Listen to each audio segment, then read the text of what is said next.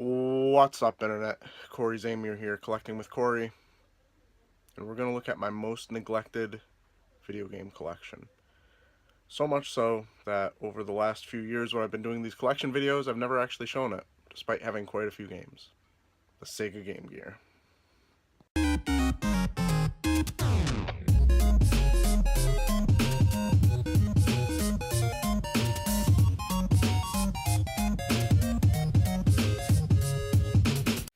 The Sega Game Gear is not really something I ever intended to collect. It's just something I kind of came across in my travels and held on to. I honestly don't get that much enjoyment out of playing the games because of the screen on the system is so bad that even playing Sonic the Hedgehog is damn near impossible because you can never see what's coming up on you.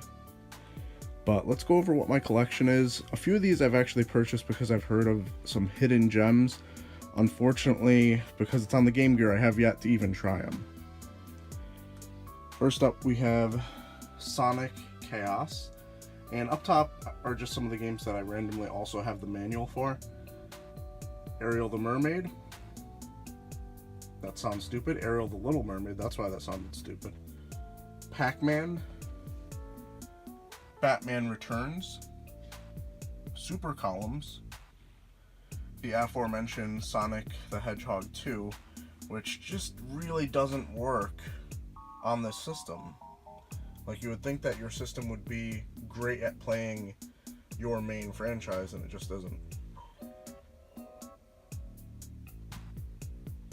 X-Men.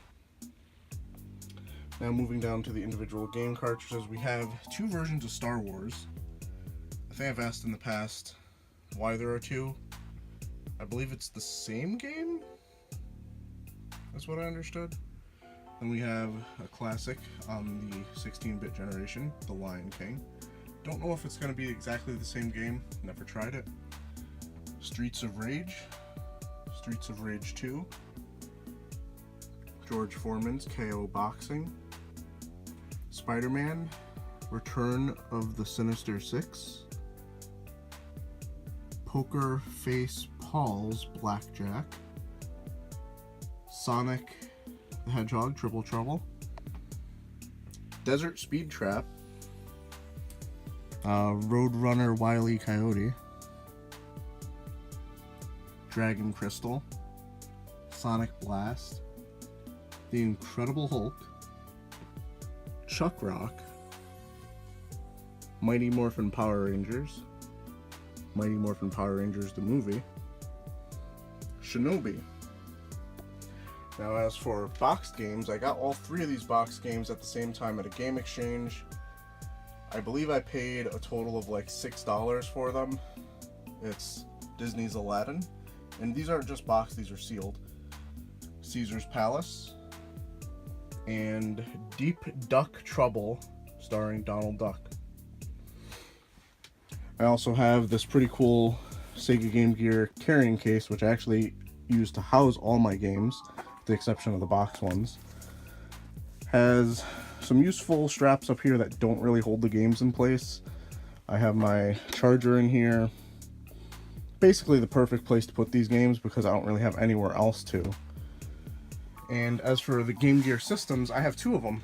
I have one that is complete in the box and partially sealed, if you want to call it that, because it still has some of the wrapper on it. This one I got at the flea market for, I believe, $5 back in the day.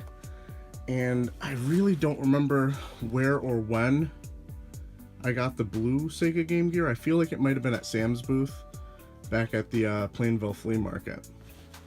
But both of them work pretty good. I mean, they do have some issues with the Sega Game Gear working, and I know there's someone locally that can fix them if I ever do have those issues, if I ever do actually want to play any of these games. If you have any suggestions for which games I should give a chance, I feel like the Streets of Rage series is probably going to be really cool, and I believe Dragon Crystal is one of the games I picked up because I heard of it being a hidden gem. So let me know what you think about my Sega Game Gear collection. Like the video, subscribe if you're new, and as always, keep it real, Internet. I love you guys.